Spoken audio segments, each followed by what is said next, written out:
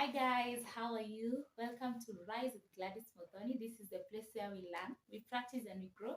Thank you so much for always watching my videos, and for the new subscribers, Karibuni Sana. This is home where we are learning together. I sit in the place where, as I learn, I'm learning together with you, and I'm also open to learn from you.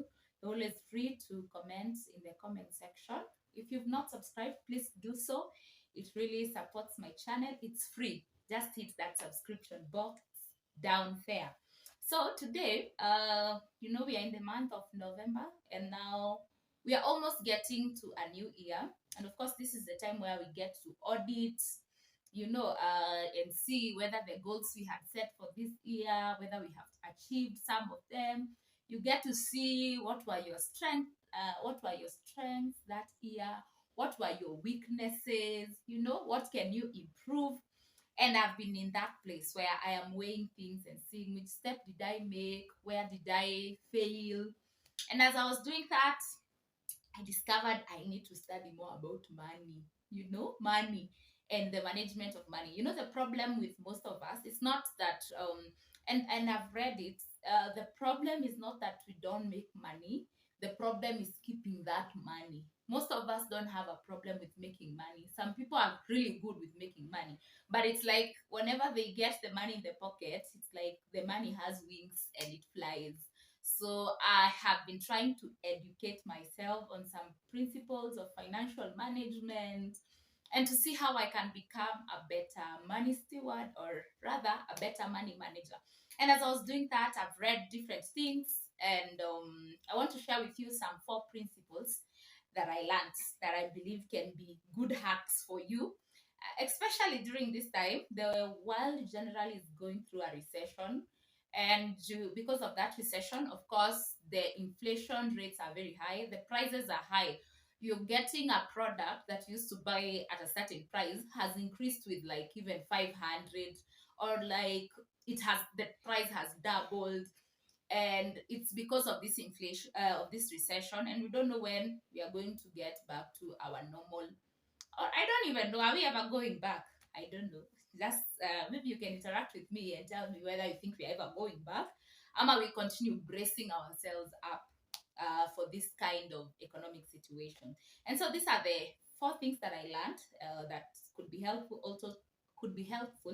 also to you. The first one is always make sure you spend less than you earn.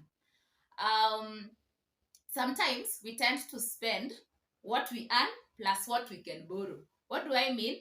Like, where I'm at, there are so many loan apps, and so many places where you can borrow from. So, for example, if you're paid, let's say, like 50K, you say, Nikona 50K plus the money I can borrow from this loan app, plus the money I can borrow from this app. So when you add that money all together, you get, I think I have extra 20K. So you tend to spend more than what you can earn.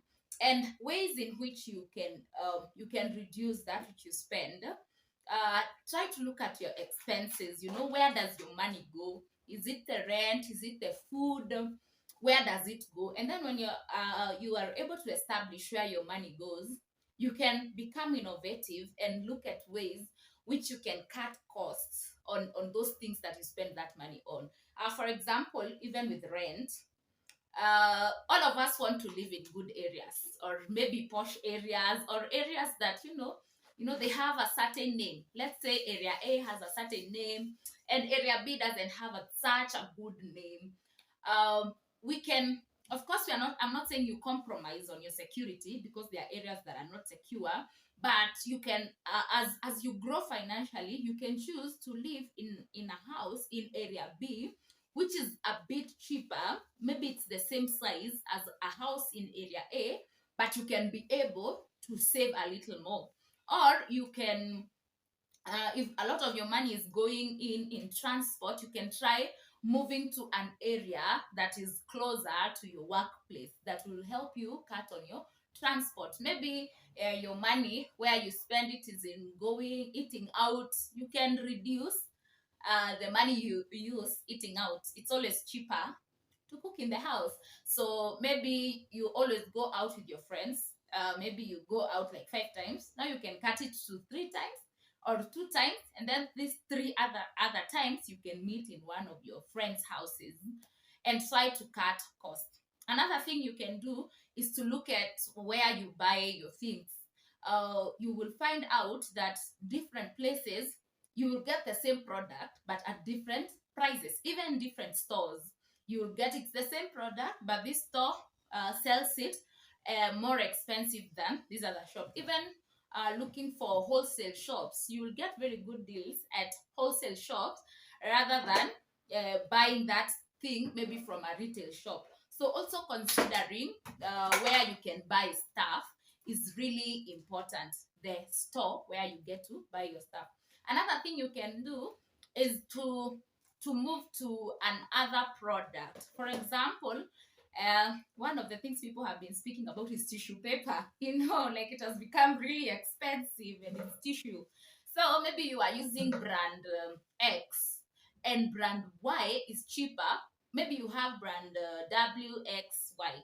Of course, the price also differs with the quality. I'm not saying you really compromise on your quality, but you can move a little bit lower, just a little bit lower, and use another brand that is quite cheaper.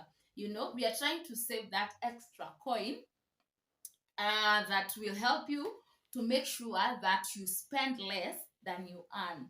Yeah, so another thing is like people who have house managers. You kind of buy shopping and then your house manager does not really understand how much you spent on that shopping. So they tend to use things uh, maybe in excess, or they're not cautious with how they are using it. And I was looking at one of people I look up to, and they were saying what they do. They make sure when they are going to they're going shopping, they go with their house managers, so that the house manager really, it's a psychological thing. Really, the house manager gets to see, oh, kumbe mafuta is this expensive. Kumbe this product is this expensive. So when they're in the house, it's like they own up that product. So when they're in the house, they tend to be more cautious, or they have better management skills with that product rather than when they don't know the costs. When you know the cost of something, you tend to value it. So when you do that, it could be your house manager, it could be your children, it could be younger siblings that you're living with, or anyone you're living with in your house, and you feel like they are not valuing that shopping and they're making it run out more quickly. That could be a thing that you could do. So to the second principle, I have my notes here with me, so allow me to read. The second one is you should have 4 major baskets for your income. I know many have had this, and these 4 major baskets, one is for your tithes and your offering and your donation. Of course, it's God who gives us the strength to create wealth. So the first thing that we should do is give back to Him, the tithe. The second one should be your savings basket. And don't always look at your money in terms of figures. When we look at in terms of figures, like when we say I only have 20K, you say hiyo ni pesa kidogo. But when you look at it in terms of ratios, like I'll do 10% is for my fees, 10% is for my fees, then 50% maybe for my expenses, then this other percentage. You can look at it in terms of percentages. And the best way of saving is like having a goal, knowing I am saving for this. When you have the why of why you're saving, it helps you work on your discipline for saving. Yes. So the other basket is your expenses basket. Of course, we've talked about expenses. So the first one is on your tithe, offering, donations. The second one is your savings basket. And the third one is of your expenses. Then the fourth one and the final one is your investments. The difference between saving and investment, saving, it's like you've kept it safe, you've kept it safe somewhere and you can get it. Or once that amount is up to this much, you can be able to withdraw it and use it for that purpose. But investment is putting your money somewhere so that your money works for you. So there are different investment methods. Maybe we will talk about them later, where you can put your money and your money gives you money back. So I am also learning. Nobody is ever an expert. I'm also learning, and I'm trusting God to be able to master these skills, because money is very, very important. The other skill that I learned is have a budget, and don't have the budget in your mind. You know, we like knowing, najua hii itaenda for rent, then this will go here, this will go here. It's very good to write it down. When you write something down, when something is documented, it's more powerful. So once you get your money, sometimes we say, I'm going to save this month, I'm going to use my money for this and this. But once the money is in your hands, you run to doing something that is completely opposite of what you had said you're going to use your money to do. So put down a budget, say you're going to do this with this and this and this, and that will help you to become a better financial steward. The other point is don't always upgrade your life when you get a better income. You know, we all have dreams, we all have dream cars, dream houses, but the downside is usually when we get higher income, usually comes into our mind, I need to upgrade my lifestyle.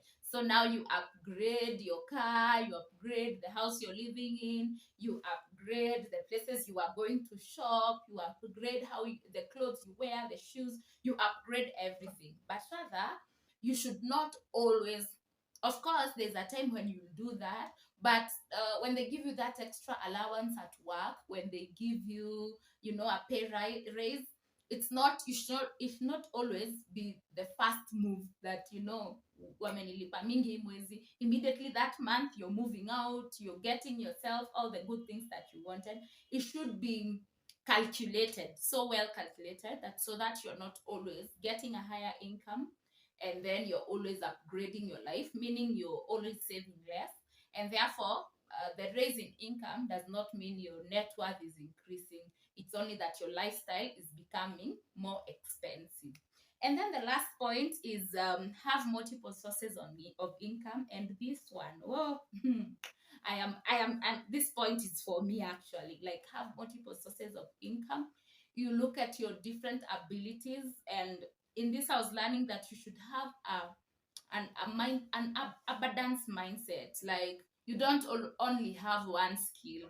There's someone I was listening to. It's actually Cindy Trim. If you know me, you know how much I love Dr. Cindy Trim. And she was saying a human being has like 600 abilities, but we get to use like a very small percentage. There are so many abilities, so many things you can do, but you don't get to use all of them. So you can be more open-minded and see which is that side has, so that you can have with the abilities that you have, or maybe which is this opportunity of investment that is available for you to do, because we never know how things are going to turn out. I think the season when we had COVID really taught us a lot, that things can get to a standstill without us knowing. So having that extra source of income is really very helpful. So just to wrap up, we have said that spend less than you earn. Number 2, have the 4 baskets.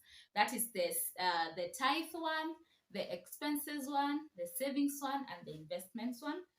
The third point, have a budget and write it down, just to make it more serious and to document things.